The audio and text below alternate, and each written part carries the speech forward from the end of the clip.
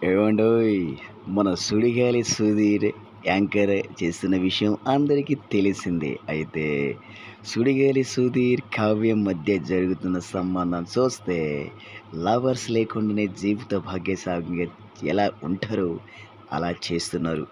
కావ్య, సుధీర్ వీళ్ళు జోడీ ఏకంగా లవర్స్‌ను షేక్ చేస్తుంది. అయితే కావ్య అన్ని విషయాల్లో తోడుగా ఉండి సుధీర్‌కి జోడుగా చేస్తుంది. వీళ్ళ ఎలాంటి షో చేసినా గానీ, ఎలాంటి సంబంధం వచ్చినా అదో అద్భుతంగా చేసుకోవచ్చని నెటిజన్లు అనుకుంటున్నారు.